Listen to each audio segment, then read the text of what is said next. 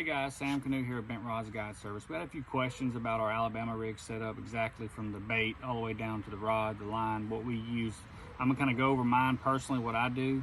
I'm gonna start with the rod. This is a Denali Lithium Pro 710 extra heavy rod. I want something I can make a very long cast with, get this bait out there far as possible. The reel, this is a Lew's Super Duty 6.5 to 1.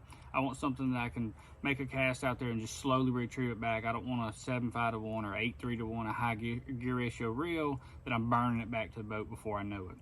The line, this is 65-pound Power Bro. I recommend on Toledo Bend, Sam Rayburn, to use a braided line, whether it's Power Pro or Tough Line or Dial, whatever brand you like, but definitely a 65-pound.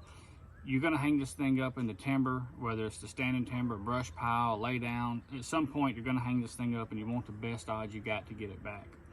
As far as the bait, this is a Flash Mob Junior. I always use 1/8 ounce heads. I don't like a 1/4 ounce, it's a little too heavy. It goes down a little too fast for me, and I gotta reel it a lot faster on the bottom when I'm retrieving it. These are the V&M heads. I really like the V&M heads just for the fact of they're strong enough. If you hook a fish, you don't lose them, don't straighten them out. However, if you do hang it up in standing timber or lay down, something like that, you can still pull on it with this braid, bend the hook out, get it back in with the pliers, straighten the hook, and keep going. This is a 3.5 inch swim bait. Very rarely do I use a 5-inch swim bait. This is just kind of a rare occasion. Most of the time I'm throwing a 3.5 inch swim bait.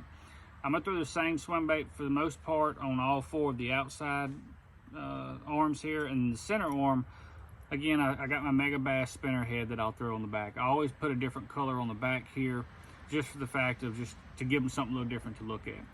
So what we'll do is we'll take this thing, whether we found a school or from Adeline or Live Scope, whatever it is, we'll make a long cast with them, let it go all the way to the bottom. Usually on average, it's about a foot a second, give or take. But let it hit the bottom. Once it hits the bottom, just do a slow retrieve back. I don't like burning it back unless I see that they're suspended up in the water column or something like that, but I always do a slow retrieve back, just something, keep it close to the bottom as possible is what I've noticed to work the best. When you get a hook set, don't sit there and hurry up and jerk it. If you do, a lot of times you'll jerk it out of their mouth. If you get bit and you do that, pause it, drop it, let it go back down the bottom, and then start reeling again. When you do get one to hit it, you'll know it. When he does hit it, just keep a slow, steady reel onto it and kind of lean into him. Don't just kind of, like setting the hook with a jig or something like that. Just kind of like a crankbait. Just kind of lean into him some.